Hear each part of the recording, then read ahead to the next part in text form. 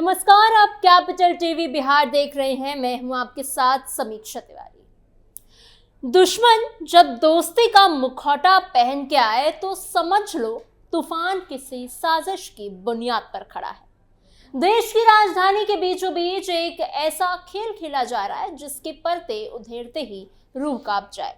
शांति का चोला पहनकर बैठे इन उपद्रवियों की थाली अब कतर, दुबई और बांग्लादेश से सज रही है और इनकी जेब खालिस्तानी आतंकियों के डॉलर से भरी जा रही है। पत्थर पुलिस पर बरसे, बैरिकेड्स टूटे, जवान लहूलुहान हुए, फिर भी विक्टिम कार्ड खेलने वालों की शर्म नहीं टूटी। ये सिर्फ एक आंदोलन नहीं, एक अंतर्राष्ट्रीय साजिश का पर्दाफाश है। क्या है पूरी खबर, बताते हैं आपको स्पेशल स्टोरी में।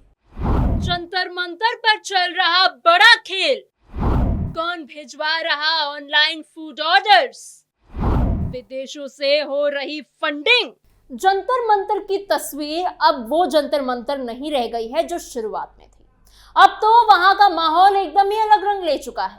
कॉकरोच जनता पार्टी यानी सीजेपी का आंदोलन 1 महीने से ज्यादा वक्त से लगातार चल रहा है और जैसे जैसे दिन बीत रहे हैं इसकी चमक दमक भी बढ़ती जा रही है। विपक्ष के बड़े बड़े नेता मंच पर चढ़ जाते हैं, भाषण देने लग जाते हैं। बॉलीवुड के कुछ चेहरे भी वहां जाकर तस्वीरें खिंचवा रहे हैं और जो लोग खुद दिल्ली नहीं पहुंच पा रहे हैं वो अब दूर बैठे बैठे ही अपना समर्थन दिखा रहे हैं। और ये समर्थन दिखाने का तरीका कोई नारेबाजी या पोस्टर नहीं है, बल्कि सीधा सीधा खाना पानी भेजना बन गया है। जी हाँ, आपने सही सुना, खाना और पानी। अब आप सोचिए, कोई आंदोलन इतना बड़ा हो गया है कि उसके लिए मुंबई, सूरत, पटना, हैदराबाद से लोग स्विगी और जोमैटो पर ऑर्डर बुक करके प्रदर्शनकारियों तक नाश्ता, दोपहर का खाना, रात का खाना भिजवा रहे हैं। कोई एक बंदे के लिए खाना बुक कर रहा है तो कोई सीधा 10-20 लोगों का पेट भरने लायक ऑर्डर दे रहा है। कोई 100 बोतल पानी बुक कर रहा है तो कोई 200। जंतर मंतर पर एक बार में दर्जनों डिलीवरी बॉय अपनी बाइक लेकर पहुंच जाते हैं, हाथ में खाने का पैकेट लिए, और पता पूछने पर वही एक जवाब मिलता है, जंतर मंतर किसी भी स्टूडेंट्स को देने के लिए कहा गया है। और जब वहां पहुंचते हैं तो बुक करने वाला पहले ही कह चुका होता है कि जो भी खाना चाहे उसे दे देना।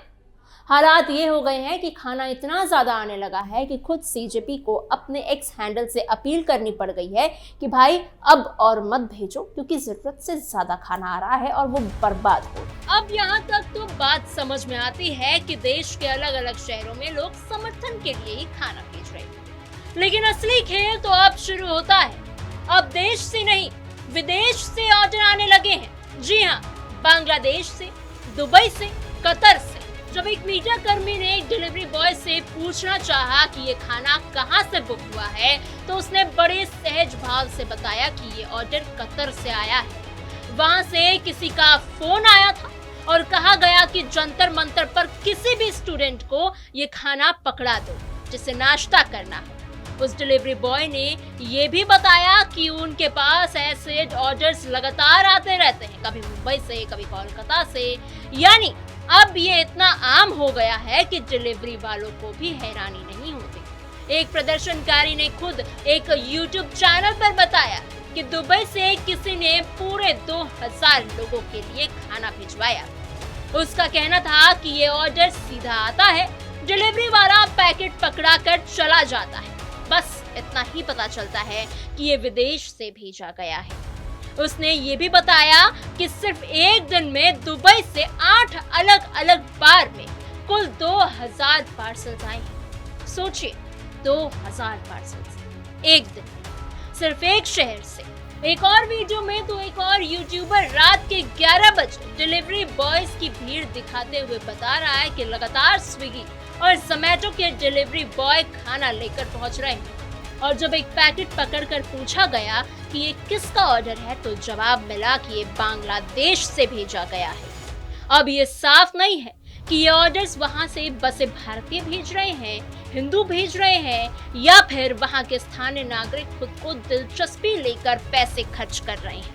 लेकिन सवाल तो ये उठता है कि आखिर बांग्लादेश और कतर के लोगों को भारत के इस आंदोलन में इतनी दिलचस्पी क्यों है, इस आंदोलन से इतनी हमदर्दी क्यों है और ये सिलसिला सिर्फ बांग्लादेश और खाड़ी देशों तक सीमित नहीं है। अमेरिका और कनाडा जैसे देशों से भी फूड डिलीवरी कंपनियों को सीधे ऑर्डर जा रहा है, और ये ऑर्डर कोई छोटी मोटी रकम के है ही नहीं। कुछ हजार रुपए से लेकर 20,000 रुपए तक के ऑर्डर विदेश से बुक किए जा रहे हैं। जंतर मंतर अब जैसे फूड डिलीवरी कंपनियों का नया अड्डा बन गया है। हर तरफ स्विगी और जोमैटो की बाइक्स घूमती नजर आ ही जाएगी आपको। डिलीवरी बॉयज खुद बताते हैं कि उन्हें मुंबई, हैदराबाद, दिल्ली, पंजाब के शहरों के साथ साथ अमेरिका और कनाडा से भी ऑर्डर्स मिल रहे हैं, और हर बार यही हिदायत दी जाती है कि वहां मौजूद किसी को भी ये खाना दे दिया जाए। एक अंदाजे के मुताबिक सिर्फ 2 दिनों के भीतर करीब 2000 ऑर्डर्स हो चुके होंगे, जिसमें पिज्जा, बर्गर, समोसे और भरी हुई थालियां तक शामिल है। इतना ही नहीं, कई युवा तो संसद मार्ग पर जाकर खुद ऑर्डर बुक करते हैं और फिर वो खाना उठाकर प्रदर्शनकारियों में बांटने लग जाते हैं। आंदोलन स्थल के भीतर और बाहर और वहां तक जाने वाले हर रास्ते पर लोग अपनी हैसियत के हिसाब से पानी, कोल्ड ड्रिंक्स, आइसक्रीम, बिस्किट, फल, कड़ी चावल, बिरयानी, जूस और टॉफियां तक बांट रहे हैं। कोई स्टॉल लगाकर बैठा है, कोई घूम कर ये सामान बांट रहा है। एक युवती जो पानी की बोतलें बांट रही थी, उसने मीडिया से ये बताया है कि खुद नौकरी करती है और आधे दिन की तनख्वाह पानी की बोतलों पर ही खर्च कर यहाँ बांट रही है। अब यहीं पर असली सवाल खड़ा होता है। सोचने वाली बात है कि आज जंतर मंतर पर जो लोग मौजूद है वो कोई मासूम स्टूडेंट्स हैं ही नहीं, क्योंकि वहां से स्टूडेंट्स चले गए हैं। ये स्टूडेंट्स हैं ही नहीं, बल्कि ये वो उपद्रवी है जो लगातार सरकार और पब्लिक प्रॉपर्टीज को नुकसान पहुंचा रहा है। एक किसी गरीब ऑटो वाले के शीशे तोड़ रहे हैं, पुलिस वालों पर हमला कर रहे हैं, और ऐसे उपद्रवियों के लिए विदेश से खाना आना कोई मामूली बात नहीं है। ये चिंता की बात है। आखिर विदेश में बैठे लोगों को भारत में चल रहे इस प्रदर्शन में इतनी दिलचस्पी क्यों है? आखिर बांग्लादेश के लोग, कतर के लोग इन उपद्रवियों की इतनी फिक्र क्यों कर रहे हैं? और इस पूरे आंदोलन की देश विरोधी साठगांठ उस वक्त और ज्यादा खुलकर सामने आ गई जब अमेरिका में बैठे प्रतिबंधित खालिस्तानी आतंकी गुरुपरवंत सिंह पन्नू के संगठन सिख फॉर जस्टिस यानी SFJ ने CJP के आंदोलनकारियों के लिए $1 मिलियन की मदद देने का खुला ऐलान किया। जरा सोचिए, एक प्रतिबंधित आतंकी संगठन खुलेआम एक आंदोलन को पैसे देने का ऐलान करता है, और ये सीधा सीधा भारत में खालिस्तानी सोच घुसाने की और यहाँ के भोले भाले युवाओं को भड़काकर हिंसा फैलाने की एक बहुत बड़ी अंतर्राष्ट्रीय साजिश का हिस्सा नजर आता है। इससे यह भी साफ हो जाता है कि यह आंदोलन अब सिर्फ भारत की घरेलू राजनीति तक सीमित नहीं रह गई है, बल्कि भारत विरोधी ताकतें इसे सत्ता पलटने के एक हथियार की तरह इस्तेमाल कर रही है। बांग्लादेश मॉडल की कॉपी पेस्ट साजिश। SFJ ने फंडिंग का दावा किया। हिंसा के बाद सुरक्षा एजेंसियां अलर्ट। अगर आप जंतर मंतर पर हो रही इन गतिविधियों को पड़ोसी देश बांग्लादेश में हुए तख्ता पलट से मिलाकर देखेंगे तो आपको बिल्कुल एक जैसा ही पैटर्न नजर आएगा।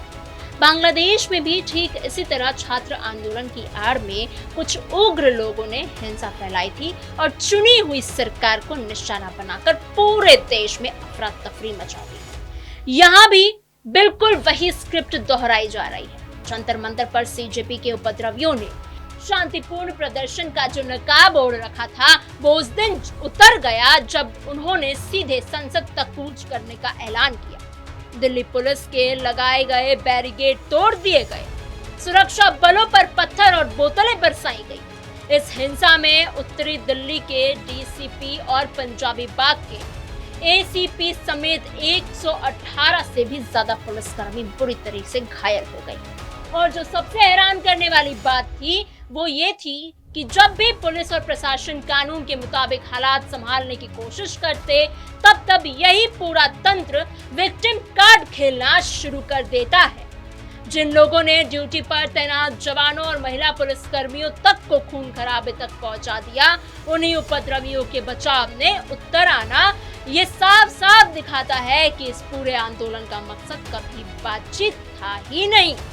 बल्कि सिर्फ और सिर्फ हिंसा और टकराव फैलाना था। तो कुल मिलाकर तस्वीर ये बनती है कि एक तरफ देश के आम लोग अपनी मेहनत की कमाई से खाना पानी भेजकर एक भावनात्मक जुड़ाव दिखा रहे हैं, तो वहीं दूसरी तरफ इसी सहानुभूति के आड़ में विदेश से पैसा और समर्थन भेजकर कुछ ताकतें अपना उल्लू सीधा करने में लगी हुई हैं। कतर से नाश्ता आना, दुबई से 2000 पार्सल्स आने, बांग्लादेश से पैकेट भेजे जाना और उसी बीच एक खालिस्तानी आतंकी संगठन का खुलेआम $1 मिलियन की मदद का ऐलान करना, ये सब महज इत्तेफाक नहीं लगता है।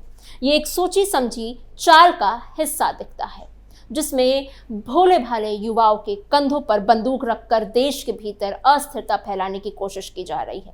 अब देखने वाली बात यह होगी कि क्या प्रशासन इस पूरे विदेशी फंडिंग और सहानुभूति के खेल की गहराई से जांच करता है, या फिर ये मामला अभी बाकी मामलों की तरह सिर्फ बहस और बयानबाजी में ही उलझ कर रह जाता है। लेकिन एक बात तय है, जब तक शांतिपूर्ण प्रदर्शन के नाम पर पुलिस पर पत्थर बरसाए जाते रहेंगे और विदेश से पैसा और खाना भेजकर इस आग को हवा दी जाती रहेगी, तब तक इस आंदोलन की मंशा पर सवाल उठते रहेंगे। तो फिलहाल के लिए इतना ही। आपकी इस पूरी खबर पर क्या राय है, हमें कमेंट सेक्शन में जरूर बताइएगा। ऐसी और खबरों के लिए बने रहिए कैपिटल टीवी बिहार के साथ।